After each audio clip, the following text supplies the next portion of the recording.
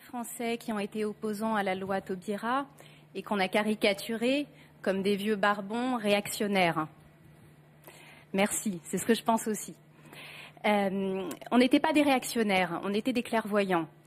Ces 15 derniers mois, 281 jugements ont été rendus qui légitiment des GPA et des PMA pratiqués à l'étranger. Ce sont donc 281 enfants qu'on a fait naître orphelins pour les rendre adoptables. Je sais que vous réprouvez ces pratiques. Vous l'avez dit. Vous l'avez exprimé tout récemment en disant « Un enfant, pour moi, c'est un homme et une femme et je ne sors pas de là ». Je vous cite. La manif pour tous, elle ne dit pas autre chose que vous, Monsieur Juppé.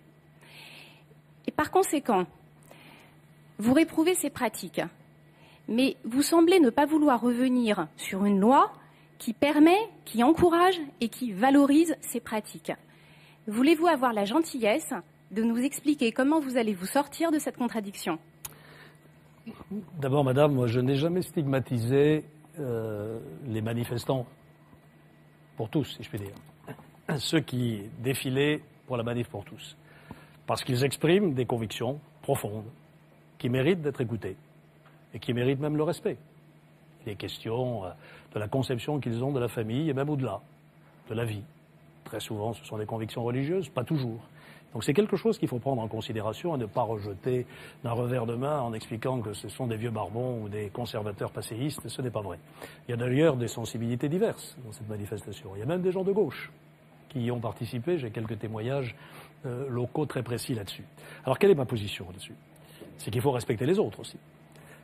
En France, l'homophobie a été, comme dans beaucoup de pays, très largement répandue. Les choses ont changé, heureusement.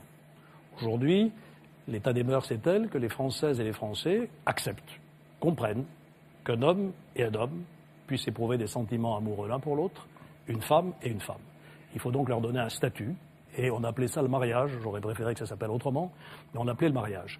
Et je ne crois pas qu'on reviendra en arrière là-dessus, parce que c'est un saut dans l'évolution des mœurs. Et on ne défendra pas ce qui a été fait. Vous ne croyez pas ou vous ne le souhaitez pas? D'abord, je ne le souhaite pas, et ensuite, je ne le crois pas. Alors, en revanche, sur votre question, là, je suis tout à fait déterminé. La GPA, c'est un scandale. Qu'est-ce que c'est que la GPA?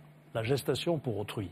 C'est l'acte par lequel un couple, homo ou hétéro d'ailleurs, commande plutôt homo, chez les hétéros c'est rare, commande à une mère porteuse la fabrication d'un enfant. Et en général, ça se paye. C'est la marchandisation du corps humain. C'est le marché des bébés.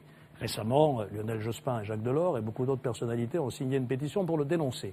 Le président de la République s'est engagé à ce que ça reste interdit en France. Il faut être là-dessus d'une totale fermeté, même si des instances internationales, parfois, ont des visées différentes. Sur la PMA, la chose est différente. Là, il ne s'agit pas d'une mère porteuse. Il s'agit pour un couple qui est confronté à un problème de stérilité physique, de pouvoir pratiquer sur la maman une insémination artificielle de façon à ce qu'elle puisse devenir mère. En France, dans notre législation, cette pratique de la PMA est réservée aux couples hétérosexuels en situation de stérilité physique et je souhaite que ça reste ainsi et que la PMA ne soit pas étendue à d'autres cas. Donc je suis très clair sur les deux points que vous avez évoqués. Pardonnez-moi, monsieur. Toute la difficulté est là, précisément. J'entends de votre propos que vous êtes pour le mariage, peut-être devrait-on dire plutôt l'union, parce que je comprends que c'est l'union que vous avez en tête. L'union, elle a pour spécificité de n'emporter aucune conséquence sur la filiation et l'adoption. La loi Taubira, dans sa rédaction actuelle, que vous le vouliez ou non, les tribunaux viennent de le démontrer, et la Cour de cassation également, elle permet, elle tolère et elle encourage des pratiques de PMA et de GPA. La loi Taubira, c'est une loi qui a été faite pour contourner des interdictions qui existent par ailleurs en droit français. Il n'y a donc pas d'autre solution que de la remettre à plat et de la réécrire si vous voulez réellement lutter contre ces pratiques.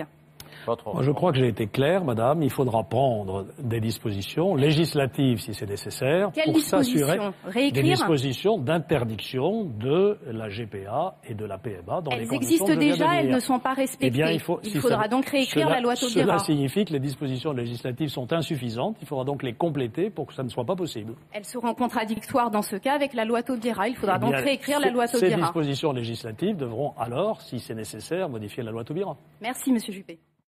Bonsoir Alain Juppé. Bonsoir.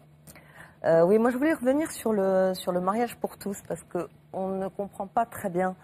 Vous dites que vous ne reviendrez pas sur la loi Taubira, et donc le mariage pour tous, et en même temps vous avez dit, vous l'avez redit ce soir je crois, que pour vous un enfant c'est un homme et une femme. Or, le mariage ouvre droit à l'adoption. Donc, est-ce que vous pouvez nous préciser un peu les choses, parce que là c'est pas totalement clair. J'ai pris position très clairement contre la légalisation de la GPA et de la PMA. Oui. Voilà, c'est clair. Ça, oui. C'est sur ces deux points-là, oui, c'est tout à fait clair, et c'est sur ces deux points-là que s'il y a besoin de corriger la loi Taubira pour éviter que nous ne soyons mis dans de telles situations, il faut le faire. Pour le reste, ma position est que nous avons franchi une étape dans l'évolution des mœurs et qu'il faut la respecter. Là, il est question de l'adoption. Mais là, c'est l'adoption qui est en question. J'ai répondu. Pas tout à fait. Si. Un enfant, un homme et bien la une loi. femme. C'est pas le sens de la loi Taubira. Vous dites un enfant, c'est Ma un homme et une conception femme. personnelle, c'est qu'un enfant, c'est un homme et une femme qui ont un enfant. Voilà. Et puis la loi Taubira, dans un certain nombre de cas, a prévu la possibilité de l'adoption. Bah oui. Ce n'est pas mon sentiment personnel. Je pense que là-dessus aussi, il faut considérer que l'évolution des mœurs a fait changer les choses. D'accord. Donc vous faites violence en ne revenant Je me pas fais sur violence. la loi, Je sur me la fais loi violence. Taubira.